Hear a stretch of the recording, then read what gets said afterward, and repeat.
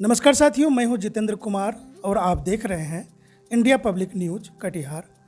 आज हम हाजिर हैं डनखोड़ा प्रखंड में और हमारे साथ जो शख्स दिख रहे हैं वह किसी परिचय के मोहताज नहीं है।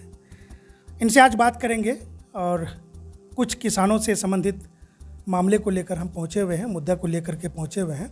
आए दिनों जो मार्केट में हो, चाहे वो पैक्स के माध्यम से हो, तो कालाबाजारी की शिकायतें वगैरह आती रहती है। इन तमाम मुद्दों को लेकर हम हाजिर हैं। आने वाला समय में पैक्स जो है क्या रंग लाने वाली है, इन तमाम बातों को लेकर आज हम सर के साथ बैठे हुए हैं। सबसे पहले सर दर्शक को परिचय दे दीजिए। मैं हीरालाल शाह, पैक्स चेयरमैन डंडखोड़ा। मैं इंडिया पब्लिक न्यूज़ के माध्यम से मैं आप सबों का हार्दिक अभिनंदन करता हूं। साथ साथ आने वाले स्वतंत्रता दिवस के शुभ अवसर पर अपने तमाम जिलावासियों को, अपने प्रखंड वासियों को एवं अपने डंडखोड़ा पंचायत के तमाम किसान बंधुओं का मैं हार्दिक स्वागत करता हूं। चलिए, आपका भी बहुत धन्यवाद करते हैं कि आप जो बहुत ही सटीक तरीके से जो है कि अपनी बात रखें। स्वतंत्रता दिवस पर सबको बधाई दे रहे हैं और शुभ संदेश दे रहे हैं। स्वतंत्रता दिवस 15 अगस्त को है साथियों, और आगाज हो चुका है। कहीं ना कहीं 15 अगस्त आने ही वाला है। दस्तक जो है कि अब सुनाई पड़ रही है। देशभक्ति के गाने जो है कानों में अब गूंजने ही वाली है। तो एक अच्छा सा गाना होता है, वो गाना है मेरे देश की धरती सोना उगले उगले हीरे मोती, मनोज कुमार के नाम से। वो काफ़ी इस गाने को लेकर मशहूर थे। अब तो ज़माना बदल गया, अब तो ट्रैक्टर है, बहुत सारा चीज़ है, किसानों के पास संसाधन है। अब तो सिर्फ पॉकेट में मनी होना चाहिए, खेती जो है कि मशीन। तो किसान नई तकनीक की व्यवस्था के तहत खेती कर रहे हैं और काफ़ी उपज भी हो रहा है किसानों को। और सरकार की तरफ से भी समय समय पर तरह तरह के दिशा निर्देश कृषि विभाग से किसानों को दिया जाता है, प्रशिक्षण दिया जाता है, बीज मुहैया होता है। किसान सरकार सतत प्रयास कर रही है कि किसानों के आमदनी को दोगुनी किया जाए। इस क्रम में जैसे किसानों के फसल का MSP का जो सरकार करती है, चिन्हित करती है, MSP रेट को निर्धारित करती है। अभी सौभाग्य से किस धान के फसल का हो, मकई के फसल का हो, जो भी फसल का हो, सरकार के द्वारा MSP का दर बढ़ाया गया है, जिसके चलते किसानों में कहीं ना कहीं खुशहाली नज़र आ रही है। साथ साथ हमारा क्षेत्र मखाना का क्षेत्र भी ये सीमांचल क्षेत्र मखाना की खेती काफ़ी हो रही है।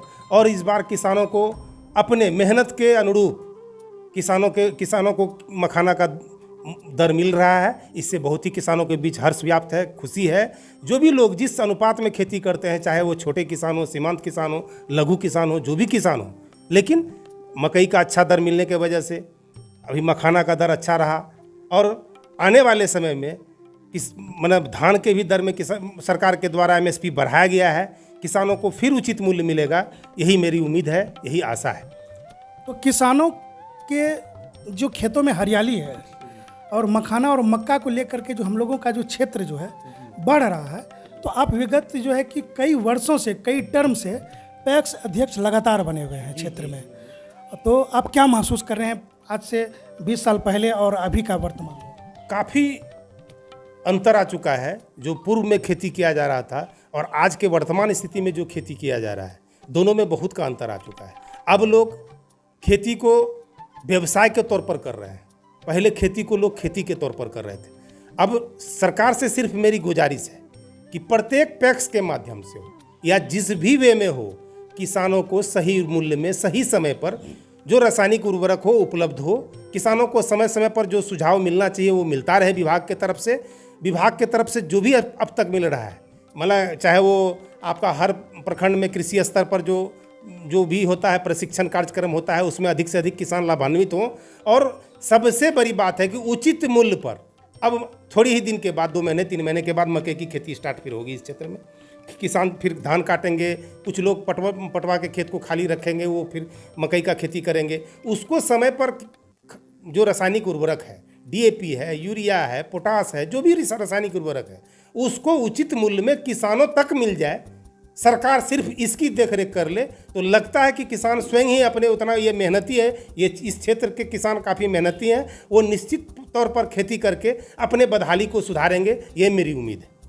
एक तीखा सा सवाल है, किसानों को जो महंगे दर पर जो है कि खाद मुहैया कराई जाती है, तो आप कहाँ तक किसान को सपोर्ट कर पाते हैं? निश्चित तौर पर सर, हम तो इससे जुड़े हुए हैं। हमारे पैक्स में भी परमानेंट समय पर यहाँ जितना हमको जो आवंटन के हिसाब से जो मिलता है, डिमांड काफ़ी रहती है, पैक्सों को आवंटन कम होता है। आवंटन के हिसाब से प्रत्येक बार हम लोग जितना आवंटन हमको प्राप्त होता है उस हिसाब से हम किसानों को पूर्ति करते हैं, लेकिन कहा जाए कि पूर्ण रूप से किसानों का हम पूर्ति नहीं कर पाते हैं। हमारे साथ समस्या होती है कि हमारे पंचायत में मान लो 1000 किसान है, हमको 200 बैग डीएपी मिलता है, तो 200 बैग डीएपी हम कितने किसान को दे सकते हैं? बहुत करेंगे 2-2 बैग देंगे तो 100 किसान को। कुछ किसान उसमें बड़े किसान हैं जो 10 बैग खोजते हैं, उस हिसाब से पूर्ण रूप से। और होता क्या है, कहीं ना कहीं इसमें है कि मार्केट में शो करता है कि भाई डीएपी का स्टॉक बहुत ज़्यादा है, लेकिन यहाँ स्थिति ये रहती है कि देहातों में जो पैक्स के पास हो या देहात में और जो संस्थान है जहाँ से किसानों को सही दर पर खाद उपलब्ध होता है, वो वहाँ नील रहता है स्टॉक में। इस सब चीज़ों पर विभाग को ध्यान देने की ज़रूरत है, ताकि सही आवंटन उपयुक्त जगह तक चले जाए, ताकि किसानों को उपयुक्त दर पर उनको खाद मिल जाए, उनको रासायनिक उर्वरक मिल जाए। इससे उसकी बदहाली दूर हो सकती है। बिल्कुल, ये सही बात है। हीरा बाबू जी ने आपको जो बताने का प्रयास किया है, या प्रशासन के कानों तक ये बात पहुँचे कि अगर पैक्स को सही संसाधन और सही उनका जो है सामग्री अगर सही तरीके से मिल जाए तो हमारे जो राज्य के किसान हैं काफ़ी खुशहाल होंगे। इनके बावजूद भी हमारे क्षेत्र के किसान हो, चाहे गरीब मजदूर हो, चाहे लघु किसान हो, देश प्रदेश का सामना करना पड़ जाता है, यानी कि बाहर जाते हैं कमाने के लिए। कुछ तो उसमें कठिनाई है सर। जैसे अभी अब वर्तमान समय की बात कीजिए आप, धान की रोपनी हमारे क्षेत्र में अब लगभग समाप्त हो चुका है। एक सवाल है कि पहले क्या था कि युवा जो है पढ़ लिख करके मैट्रिक करने से पहले ही भाग जाते थे। अब ऐसी बात नहीं है। तो अभी 20 साल के दरमियान में अब ऐसी बात नहीं है। कई तरह के सरकार कार्यक्रम चला रही है, कौशल विकास कार्यक्रम चला रही है, कई तरह के प्रशिक्षण दे रहे हैं। अभी फिलहाल मैं चाहूँगा कि इस सीमांचल के क्षेत्र में मैं आपके माध्यम से ये आवाज़ ऊपर तक जाए, सरकार तक पहुँचे कि निश्चित तौर पर एक मखाना का यहाँ जो काफ़ी उत्पादन हो रहा है, मखाना का एक प्रोसेसिंग प्लांट यहाँ लगे, और प्लस जो मकई की खेती काफ़ी ऊंचे स्तर पर, बड़े स्तर पर मकई की खेती की जाती है, तो मकई के खपत के लिए भी एक बड़ा सा फैक्ट्री जो मकई का उत्पादन का यूज करता हो, ऐसे फैक्ट्रियों का निर्माण हमारे सीमांचल में होना चाहिए। तो निश्चित तौर पर यहाँ के लोगों को भी रोजगार उससे मिलेगी और इससे बेरोजगारी घटेगी। अच्छा, एक समय था कि मखाना को लेकर एक सवाल करते हैं, जिस समय कि 2020 का वो समय था, कोरोना काल के गाल में जो है कि समय बीत रहा था। अब उस समय किसान जो है मखाना को लेकर काफ़ी परेशान थे। उनकी ये स्थिति थी कि वो खाएगा क्या और पहनेगा क्या। तो उस दौर से जो आप किसान की दर्द को जरा बता सकते हैं? नहीं, किसानों का तो दर्द वो मखाना का एक, जैसे अभी जस्ट ये 2 साल पहले की बात है, मखाना कई लोगों का खेत में ही रह गया। मखाना का रेट इतने निम्न स्तर का रेट था, दर था, जो कि किसान खेत से भी नहीं निकाला। वो बेचारा उपज कर मतलब जो खेती करके यूं ही उसके खेत में पड़ा रह गया। ये सबसे बड़ी दुर्भाग्यपूर्ण बात थी। निश्चित तौर पर फसल का अगर सही दर मिले किसानों को, तभी ना भाई वो डेवलप कर सकता है। अच्छा, वो समय, वो दौर जो था वो काफ़ी दर्दनाक था। किसानों के घर में चूल्हा नहीं जल पा रहा था। तो आप तो इस बात से रूबरू होंगे। निश्चित तौर पर, लेकिन उसमें सरकार की बहुत बड़ी भूमिका रही। सरकारी स्तर पर जो कई ऐसे परिवार थे जिनको जो अनाज फ्री में, मुफ्त में अनाज मिला सरकार की तरफ से, 1 पैसे का, 1 मुफ्त का अनाज, डबल अनाज उनको दिया गया। सरकार अपने स्तर पर जब जितना कुछ करना चाहिए था उसको सरकार तो उस समय की है। तो ये तो भारत सरकार और बिहार सरकार का जो दोनों का कदम एक साथ जो चला, तो गरीब किसानों को लाभ मिला है। हाँ, जो गरीब स्तर के लोग थे, जो समाज में उस टाइप के थे, उनको निश्चित तौर पर उस समय बहुत बड़ा मदद मिला है। इसमें किसी तरह की दो राय की बात नहीं। छोटा सा सवाल ले लेते हैं कि इस तरह का जब मखाना की पैदावार मखाना के खेतों में ही रह गया, वो जलकर में ही रह गया, तो उनके बाद किसान मखाना के प्रति कहाँ तक जागरूक हो पाया? पुनः देख रहे हैं कि किसान अब बड़ी जोश के साथ मखाना की खेती कर रहे हैं। सबसे बड़ी बात है सर, ये मनोबल। हाँ, ये किसान ही एक ऐसा एक समूह है जो कि हर कुछ को बर्दाश्त करने की क्षमता रखता है, क्योंकि वो व्यापारी नहीं है। उसके सामने कोई दूसरा विकल्प भी नहीं है। वो लगता है कि इस बार हम ठोकर खाए हैं, अगले बार अगर हम फिर करते हैं तो हो न हो ईश्वर हमको फिर यहीं से कुछ न कुछ लाभ दे। और ईश्वर की बहुत बड़ी कृपा कहिए और सब लोगों का ये कहिए कि निश्चित तौर पर इस बार फिर जो लाभ अगले साल हो या इस वित्तीय वर्ष में जो लाभ लोगों को मिल रहा है, निश्चित तौर पर उनकी गरीबी दूर होगी, उनकी जो उनके घर में जो बदहाली थी वो बदहाली दूर होगी, ऐसा हमको लग रहा है। पैक्स के माध्यम से किसान को क्या क्या सुविधा चाहिए? 20 साल से जो आपने जो महसूस किया है किसानों के प्रति, वो थोड़ा सा क्या और चाहिए जो कि हमारा जो बिहार का जो किसान है वो और बेहतर कर सके? अभी सरकार के द्वारा प्रत्येक पैक्स को कंप्यूटराइजेशन किया जा रहा है। पैक्स को अब सीएसके केंद्र दिया जा रहा है। सरकार भी इस ओर काफ़ी ध्यान दी हुई है। सीएसके केंद्र दिया जा रहा है, धान अधिप्राप्ति का काम दिया जा रहा है। और सबसे बड़ी बात है कि अगर पैक्स वाले को, पैक्स के चेयरमैन को, या अगर किसानों के समूह का अपने आप को वो लीडरशिप करते हैं, तो निश्चित तौर पर उसका सबसे बड़ा यह है कि वो जो फसल का क्रय करना है उनको, मतलब धान अधिप्राप्ति का कार्य करना है, वो सुचारू रूप से उसको करें और किसानों को समय पर रासायनिक उर्वरक मुहैया करा दें। हमको लगता है कि 80% उनके तरफ से सहयोग किसानों को हो जाएगा। तो बहुत अच्छी बातें कही। 80% किसानों को जो है कि काफ़ी सहयोग मिल जाएगा। और ये कितनी अच्छी बात है कि हमारे बिहार के जो किसान थे जिसका कि मनोबल टूट चुका था, आप सोच सकते हैं कि वो फसल नहीं काट पाए, उनका जो मखाना है जलकर में ही रह गया, पानी में ही डूब के रह गया, अब वो निकाल नहीं पाए। सोचिए कितनी मजबूरी के समय में किसान, हम लोग जब क्षेत्र भ्रमण करते थे तो किसानों को जो है कि सड़क के किनारे रोते हुए देखते थे और वो अपने फसल को बर्बाद होते हुए देखता था। उनके पास मजदूर नहीं हुआ करते थे जिनको वो पैदावार को ऊपर तक कम से कम पहुंचाए। ये स्थिति थी। दुखद बात ये भी है कि सर हमारा जो क्षेत्र है ये बाढ़ प्रभावित क्षेत्र है। आपका कदवा हो, हमारा डंडखोड़ा हो, बगल में प्राणपुर है, ये सब बाढ़ पीड़ित क्षेत्र है। कभी कभी जब बाढ़ की विभीषिका आती है तो सारा किसानों को ही झेलना पड़ता है और किसान उसको झेलते हैं। फिर से किसान को उठ खड़ा होने में 2-4 वर्षों का समय लग जाता है। तो ये हम लोग के क्या कीजिएगा, ये सीमांचल का एक दुर्भाग्य कहिए कि हम लोग कभी कभी बाढ़ की विभीषिका को झेलना पड़ता है। सरकार इसके लिए कोई ठोस कदम उठा ले ताकि अचानक बाढ़ न आवे क्षेत्र में, उसका लगाया हुआ लहलहाता हुआ फसल नष्ट न हो, इसके लिए भी सरकार को एक ठोस पहल करनी चाहिए। अच्छा, ये बाढ़ की चर्चा चली है तो बाढ़ पर जो है एक सवाल हम ले लेते हैं आपसे कि ये जो पहले बांध जो था कि बंधा हुआ था और उनको जो है कि या तोड़ दिया जाता था या बांध टूट जाते थे तटबंध कमज़ोर होने के कारण, मामला जो भी हो। अब इस बीच जो अचानक को पानी का बहाव जो होता था तो उनसे काफ़ी किसान लोग परेशान होते थे, लोग में भगदड़ मच जाती थी, लोग डरे से रहते थे कि हो न हो आज जो है कि बांध के उस पार वाला व्यक्ति बांध को काटेंगे, तो हम लोग भी अपना तैयारी करके रहें। अभी बांध खुला हुआ है, अभी बाढ़ आ रही है विगत कई वर्षों से, तो क्या इसका लाभ या हानि हो पा रहा है किसानों को? सर, ये हम जो अभी इसके पहले आपको बताए कि बाढ़ की विभीषिका के लिए सरकार को कोई ठोस नीति या ठोस पहल करनी चाहिए।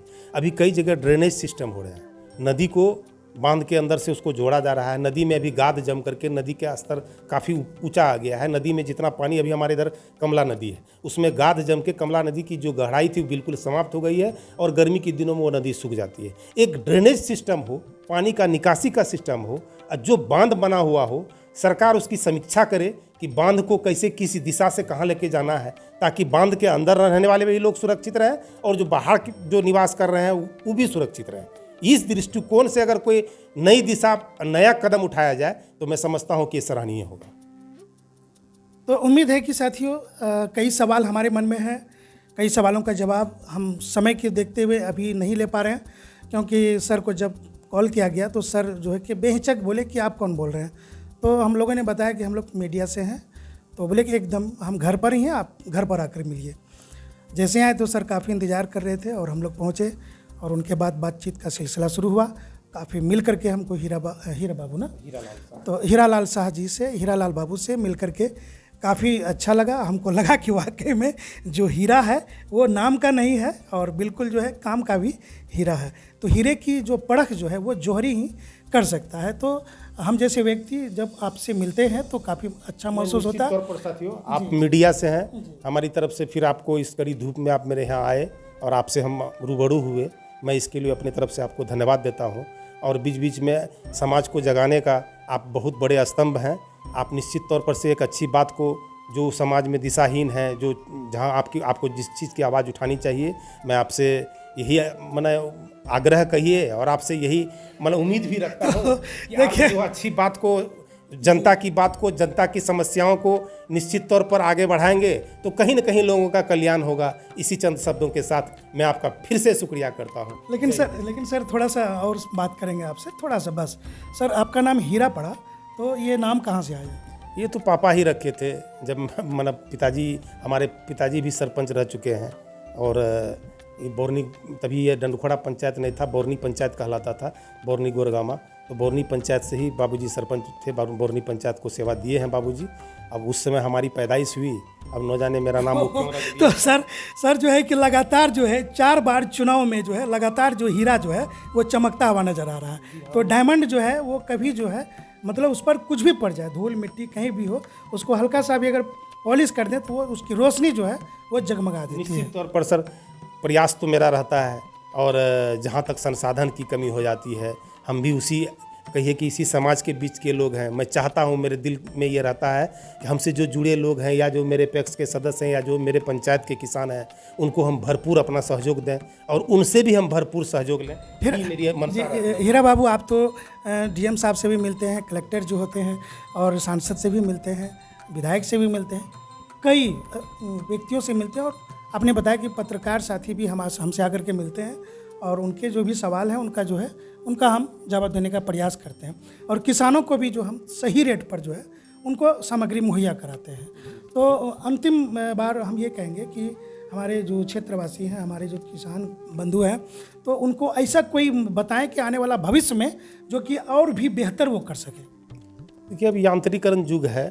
अब मैंने यांत्रिकरण के युग में अभी अब जैसे धान का फसल आप लगा लिए, हार्वेस्टर चाहिए किसान को, वहाँ मजबूरी हो जाती है हम लोगों को। पैक्स में यांत्रिकरण की बात हुई थी, हमने पैक्स के माध्यम से हमने हार्वेस्टर खरीद का आवेदन भी दिया था, लेकिन 15 लाख तक ही पैक्स को कैपेसिटी था, जिसके चलते हम जो अपना लिखित में आवेदन दिए थे वह आवेदन मेरा अस्वीकृत हो गया।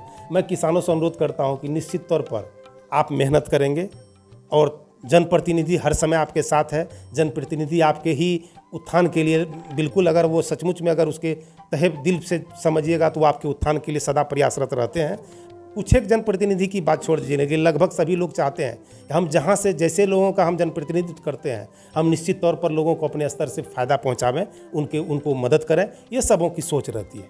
सर, आपका और बहुत ज़्यादा टाइम नहीं लेंगे, चूँकि आपसे बात हुई, आप कहीं निकलने के लिए तैयार हैं, कहीं आप जा रहे हैं। तो एक छोटा सा अंतिम सवाल है कि भारत सरकार की तरफ से हो या बिहार सरकार की तरफ से हो, चाहे हमारे लघु किसान हैं, चाहे वो किसान मजदूर हैं, चाहे वो एक समृद्ध किसान हो, तो उनको एक लोन मुहैया कर दी जाए बेहतर ढंग से, तो किसान क्या और इस मुद्दे पर सर होता क्या है कि सरकार तो बार बार कहती है कि केसीसी लोन किसान को मुहैया करा दिया जाए, लेकिन कई बिंदुओं पर अब एलपीसी की बात आती है। हम एक जमींदार के बेटे हैं या कोई जमींदार का लड़का है, उनके पास 10 एकड़ ज़मीन है, 5 एकड़ ज़मीन है बेचारे का, उनके दादा के नाम से है, उनके पापा के नाम से है। आज वो खेती उस ज़मीन पर कर रहा है, एलपीसी नहीं बन पाता है, जिसके चलते वो मैंने कहिए कि ऋण लेने के लिए योग्य नहीं समझा जाता है।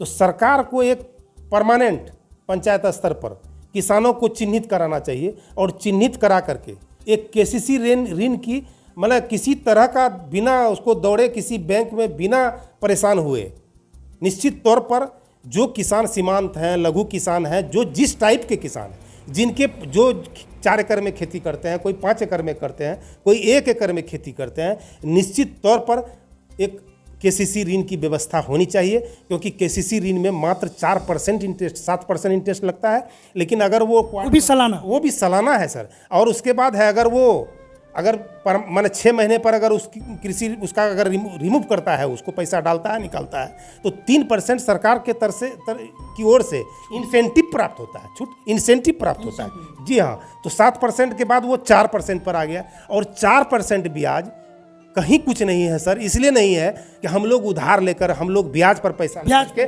किसान काम करता है, सूदखोरी में जाता है। किसान जो है कर्ज तले दबे हुए। 1 लाख रुपया का ऋण, अगर 1 लाख रुपया का अगर 1 वर्ष में मुझे 4,000 रुपया अगर ब्याज देना पड़ता है, इससे कुछ भी नहीं है। इससे बड़ा सुखद बात क्या हो सकता है। लेकिन यहाँ होता है कि एक तरफ सरकार कह रही है कि केसीसी ऋण जाओ बैंक में प्राप्त करो, लेकिन बैंक वाले का इतना सारा, उनको भी शायद अपने स्तर से उसका विभागीय कुछ है, उनके पास इतना सारा प्रक्रिया है कि उस प्रक्रिया को हमारा किसान फुलफिल नहीं कर सकता है, और वो केसीसी ऋण नहीं ले पाता है, जिसके चलते फिर उसको साहूकार के पास जाना पड़ता है। या फिर सर ज़्यादातर ये होता है कि मकई का फसल खेत में है, हम पहले ही पैसा बनिया से उठा लेते हैं, धान का फसल खेत में है, हम पहले ही उठा लेते हैं, जिससे कि हमारा फसल का उचित दाम हमको प्राप्त नहीं हो सकता है। ये दुर्भाग्यपूर्ण बात है सर। इसीलिए सरकार से अनुरोध है हमारा, हम निश्चित तौर पर आपके माध्यम से अनुरोध करते हैं कि इसको बिल्कुल सरल विधि से, मैं ये नहीं कहता हूँ कि गलत विधि से उसको पैसा मिल जाए, निश्चित तौर पर उसकी जांच कराई जाए कि वो व्यक्ति 4 एकड़ खेती करता है, उसको साल में 2 लाख रुपया वो रनिंग कर सकता है, वो 2 लाख रुपया का चक्रीय उसका ही चल सकता है। ऐसे परिस्थिति में उसको सरकार की तरफ से निश्चित तौर पर मुफ्त नहीं, निश्चित तौर पर उसको केसीसी ऋण दिया जाना चाहिए, ताकि वो 4% का ब्याज दे करके वो अपने जीवन के बदहाली को सुधार कर सके। तो साथियों, हम उम्मीद करते हैं कि हम जो हीरा बाबू से जो आपके लिए और समाज के लिए, किसानों के लिए, मजदूरों के लिए, युवाओं के लिए तमाम तरह के सवालों का जवाब जानने का प्रयास किए हैं और बहुत ही बेहतर ढंग से और शालीनता ढंग से हीरा बाबू ने सवाल का जवाब दिए हैं। हम उम्मीद करते हैं कि आप भरोसा बनाए रखिए। आने वाला वक्त जो है किसान का होगा और दमदार वक्त होगा और बहुत बेहतरीन किसान भी अपने स्वप्न को पूरा कर पाएंगे और किसान भी समृद्ध किसान बन पाएंगे। तब तक के लिए जितेंद्र को दीजिए इजाज़त। बने रहिए हमारे साथ, देखते रहिए हमारी खास मुलाकात। और आने वाला जो वक्त है फिर कभी दमदार व्यक्ति के साथ हम आपको रूबरू कराएंगे, क्योंकि 15 अगस्त आने वाला है और कई व्यक्तियों से हमारी बातचीत चल रही है। इस मौके पर अगर वो हमारे साथ बातचीत करने के लिए तैयार होंगे तो ज़रूर हम उनकी बातों को, उनकी मंशा को आप तक पहुंचाने का प्रयास करेंगे। धन्यवाद।